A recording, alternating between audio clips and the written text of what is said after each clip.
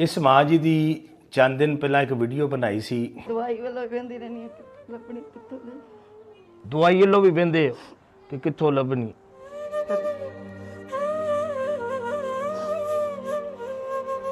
लो जी ए जन्नत जे ਇਹਦੇ ਨਾਲ नेकी करनी जे। ਇਹ ਰੱਖਿਆ ਹੁਣ ਤੁਹਾਡੇ ਅੱਗੇ ਸਵਾਲ ਰੱਖਿਆ ਇੱਕ ਮਾਂ ਦਾ। ਜੀ अस्सलाम वालेकुम माँ जी।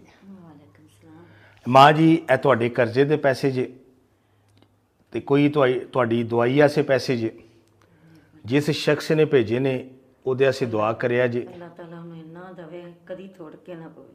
ਅੱਲਾਹ ਨੂੰ ਆਪਣੇ ਜਿਹੜਾ ਹੱਕਦਾਰ ਹੁੰਦਾ ਨਾ ਉਹ ਹਕੀਕਤ ਦੀ ਗੱਲ ਹੈ, ਜਿਹੜਾ ਹੱਕਦਾਰ ਹੈ ਨਾ ਉਹਨੂੰ ਲੋਕ ਦੇਖ ਕੇ ਅੱਗੇ ਕਰ ਦਿੰਦੇ ਨੇ, ਉਹਨਾਂ ਕਰਨੀ ਵੀ ਹੁੰਦੀ ਹੈ ਪਰ ਉਹ ਆਂਦੇ ਨਹੀਂ ਯਾਰ ਸਮਝ ਨਹੀਂ ਆ ਰਹੀ। ਜਿੱਥੇ ਡਰਾਮਾ ਸਹੀ ਡਰਾਮਾ ਹੋ ਰਿਹਾ ਹੁੰਦਾ ਨਾ, ਜਿੱਥੇ 50 ਬੰਦੇ ਖਲੋਤੇ ਹੋਣ, ਕੋਈ ਵੀਡੀਓ ਸ਼ੀਡੀਓ ਬਣਦੀਆਂ ਹੋਣ, ਹਾਂਜੀ ਉੱਥੇ ਮਦਦ ਲੋਕ ਭੇਜਦੇ ਜੇ।